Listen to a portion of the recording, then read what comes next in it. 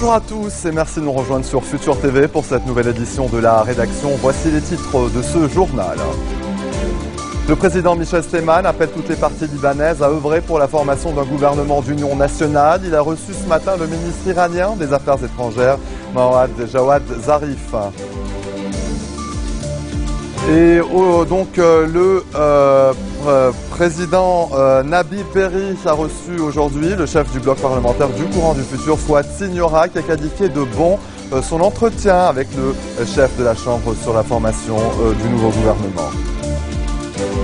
Et ce lundi 13 janvier, Israël a rendu un dernier hommage à Ariel Sharon, celui qui fut à la fois l'un de ses chefs de guerre et l'un de ses leaders politiques. Et à suivre également dans ce journal, le No Pants Subway Ride, l'événement qui fait sauter le pantalon, s'est tenu ce week-end un peu partout à travers le monde. Images et réactions en fin de journal. Je vous le disais en titre, le président de la République, Michel Sleiman, a appelé ce lundi toutes les parties libanaises à œuvrer pour la formation d'un gouvernement d'union nationale. Dans un communiqué publié à l'issue d'un entretien avec le ministre iranien des Affaires étrangères, Mohammad Jawad Zarif, en visite officielle au Liban, le chef de l'État a appelé à ne pas laisser la situation se détériorer davantage ou permettre la désintégration des institutions de l'État. Il a par ailleurs estimé que ceux qui torpillent les efforts pour la formation d'un gouvernement doivent être tenus responsables de tout échec à venir. L'État restera la seule entité capable de protéger tout le monde. Fin de citation. Sachez par ailleurs que le président Sleiman s'est également entretenu avec le ministre sortant des Affaires sociales, Wael Aboufaour. Le chef du bloc parlementaire du Courant du Futur, Fouad Signora, à Ain Tiné, il s'est entretenu avec le président Berri, a qualifié cet entretien de bon. Ils se sont donc notamment entretenus sur la formation du gouvernement. Lors d'un point de presse, Signora a indiqué que les consultations vont se poursuivre. Les discussions se focalisent sur les conditions posées par l'alliance du 14 mars en vue d'une cohabitation avec le Hezbollah au sein d'un gouvernement d'union nationale basé sur la formule des 3-8, soit 8 ministres pour le 14 mars, 8 pour le 8 mars et 8 pour les centristes. Deux rencontres ce matin à Paris, à 10 jours de la tenue prévue de la conférence pour la paix dite Genève 2. John Kerry, le secrétaire d'État américain, a rencontré son homologue russe Sergueï Lavrov. Il s'est ensuite entretenu avec le représentant spécial des Nations Unies, Lardar Brahimi.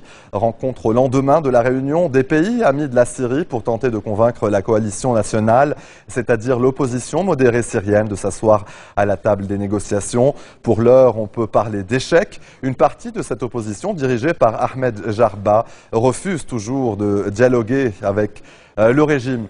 Il a également été question de l'Iran ce lundi. Washington et Moscou souhaitent inclure Téhéran dans le processus de négociation sur l'avenir de la Syrie.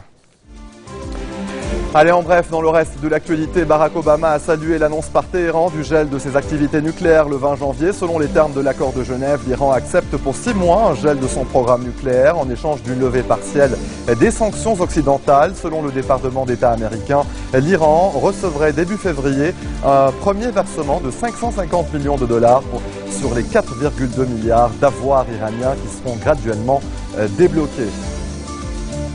Pour la troisième nuit consécutive, la ville de Burgos, dans le nord de l'Espagne, a été le théâtre d'affrontements avec la police sur fond d'opposition à un projet d'aménagement urbain.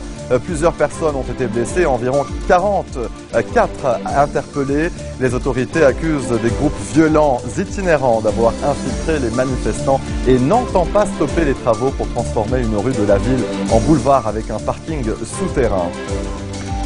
En Centrafrique, la nouvelle équipe au pouvoir a 14 jours pour organiser une élection présidentielle et dès demain, le Conseil national de transition ouvre une session spéciale. Alexandre Ferdinand Luende, le président par intérim, promet un retour à l'ordre à Bangui dans les prochaines heures.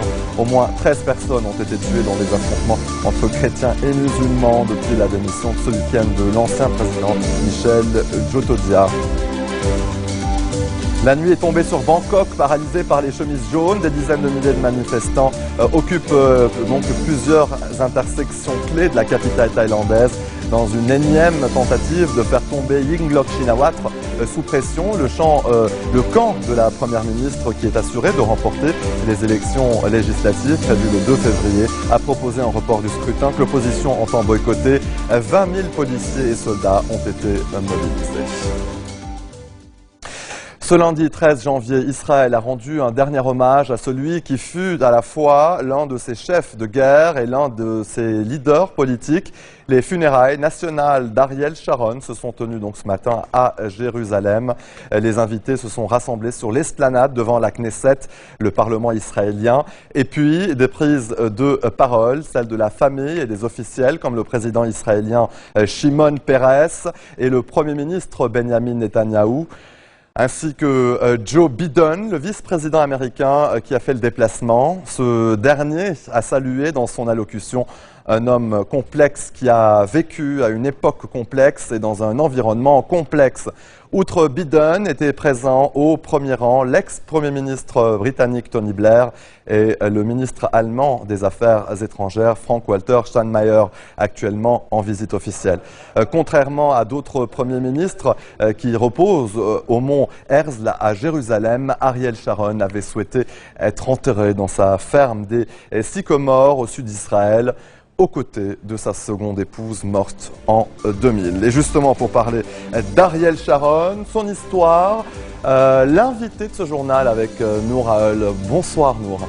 Bonsoir Serge. Donc au retour de la pause, je recevrai Alain Ménargue, journaliste qui a rencontré Ariel Sharon. C'était en 1982. On reviendra dessus dans un instant. À tout de suite.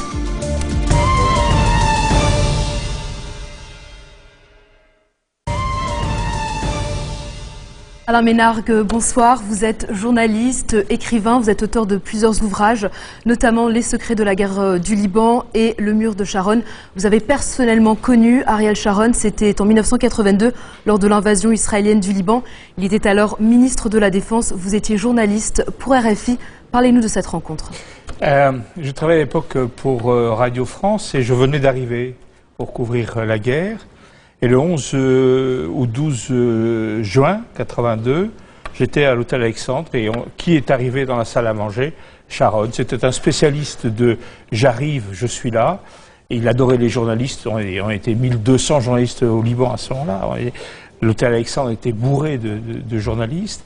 Et comme Arafat, il improvisait une conférence de presse. Les deux hommes avaient un peu le même style et les mêmes rencontres avec la presse, les petites phrases, les récits, les clins d'œil. Puis il a disparu. Il a disparu dans l'histoire qui se déroulait autour de nous.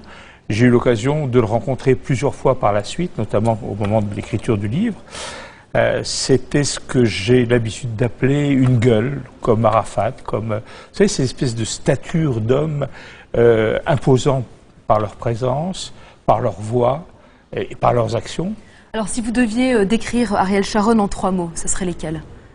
Un bulldozer méchant, amusant, qui n'avait qu'une seule cause, qu'une seule idée, c'était son pays.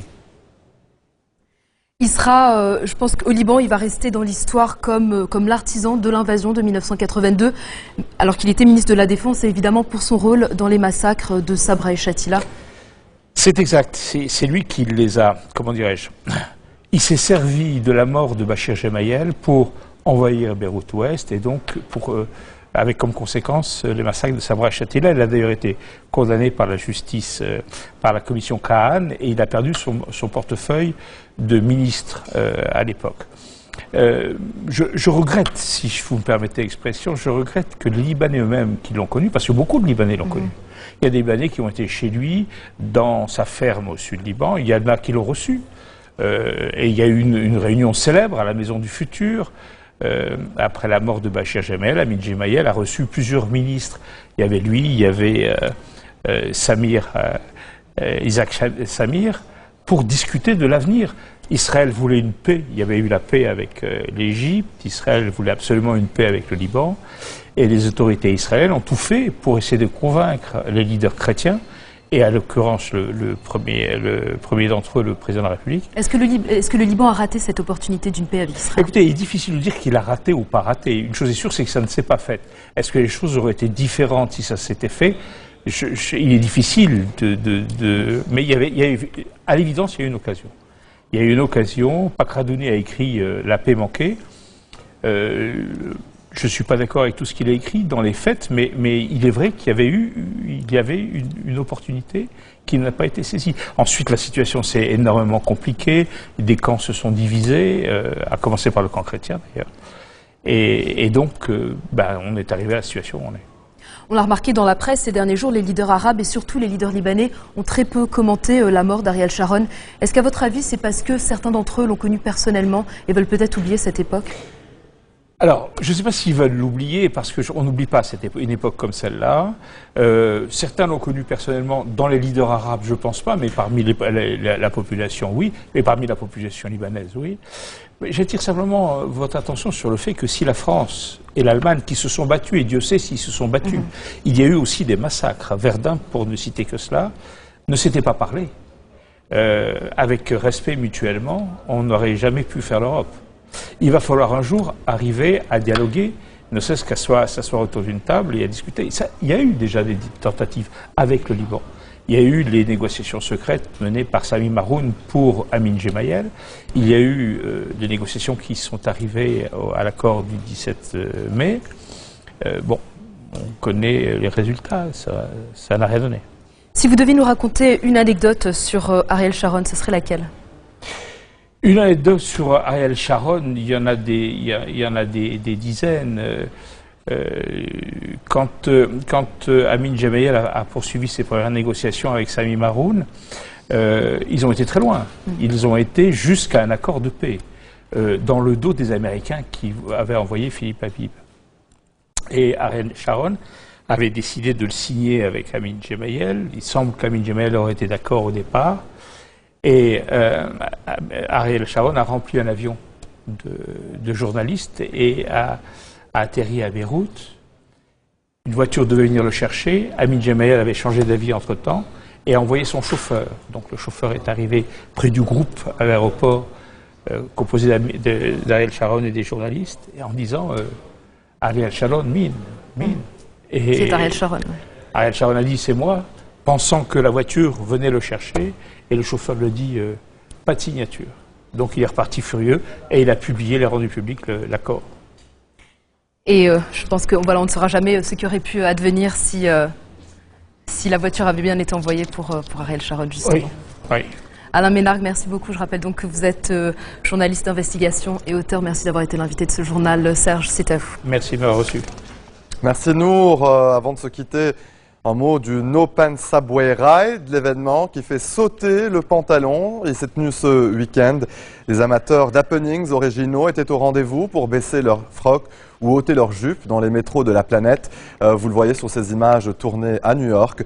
C'est ici que l'événement a été donc créé en 2002 et c'est depuis imposé dans plusieurs villes à travers le monde. De nombreuses personnes ont ainsi ôté leurs pantalons à Sydney, Hong Kong, Pékin, New Delhi, Londres, Mexico, Berlin, Amsterdam et même à Paris.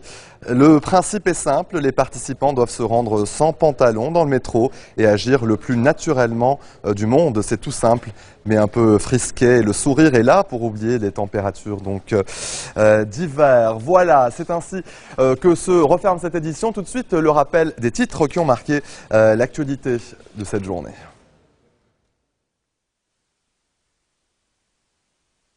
Michel Sleiman appelle toutes les parties libanaises à œuvrer pour la formation d'un gouvernement d'union nationale. Il a reçu ce matin le ministre iranien des Affaires étrangères, Mohammad Jawad Zarif. Le chef du bloc parlementaire du courant du futur, Fouad Signora, qualifie de bon son entretien avec le président du Parlement, Nabi Berri, sur la formation d'un gouvernement. Ce lundi 13 janvier, Israël a rendu un dernier hommage à Ariel Sharon, celui qui fut à la fois l'un de ses chefs de guerre et l'un de ses leaders politiques. Et le No Pants Subway Ride, l'événement qui fait sauter le pantalon, c'était dans ce journal.